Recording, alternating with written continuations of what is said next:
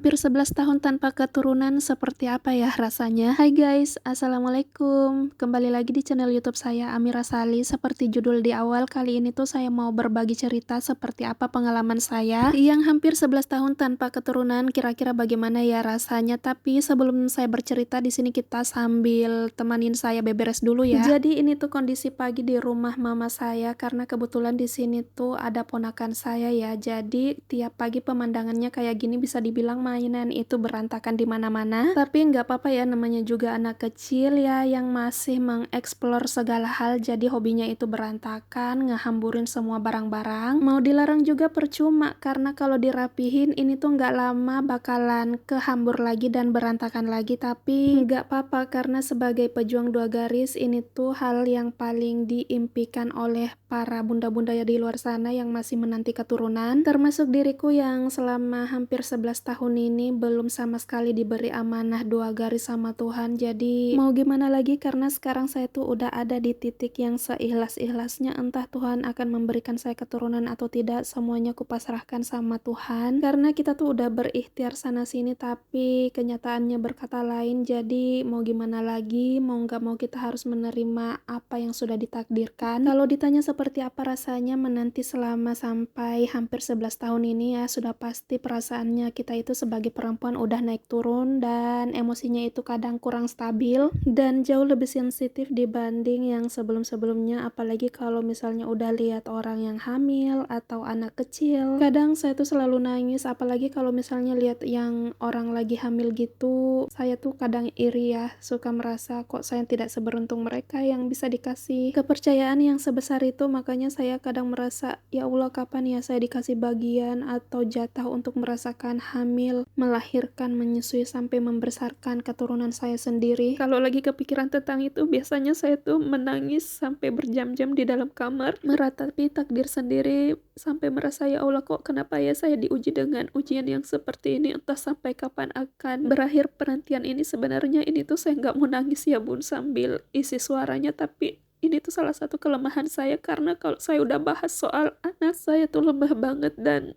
paling gak bisa kalau misalnya harus ngebahas soal ini lagi. Padahal sebelumnya udah janji sama diri sendiri gak bakalan nangis kan kalau misalnya ngisi suaranya, tapi gak bisa bun, tetap aja saya tuh meleleh. Mungkin sebagian orang akan menganggap saya ini tuh terlalu lebay, tapi percayalah orang-orang yang ada dengan posisi seperti saya bakalan tahu rasanya seperti apa. Jadi ini tuh bukan hal yang mudah kalau ada di posisi pejuang dua garis seperti kami. Selain harus dipaksa kuat dengan pertanyaan-pertanyaan kapan hamil, kita tuh juga berjuang dengan perasaan kita sendiri yang campur aduk. Jadi nggak mudah buat kami untuk melawan rasa sedih kita sendiri itu untuk menghadapi pertanyaan dari orang-orang yang nggak punya perasaan. Makanya sekarang saya tuh lebih jaga jarak untuk ketemu orang karena takut kan kalau misalnya harus ditanya dengan pertanyaan-pertanyaan yang bikin kita bad mood. Dan gak kerasa juga nih bun, ternyata videonya udah mau habis. Jadi untuk cerita selanjutnya bakalan kita sambung di part selanjutnya ya, karena videonya durasinya udah habis. Terima kasih banyak buat teman-teman yang udah nonton dan buat bunda-bunda yang selalu komentar positif di setiap postingan profil saya. Makasih banget untuk semangatnya yang sudah jadi energi positif buat saya.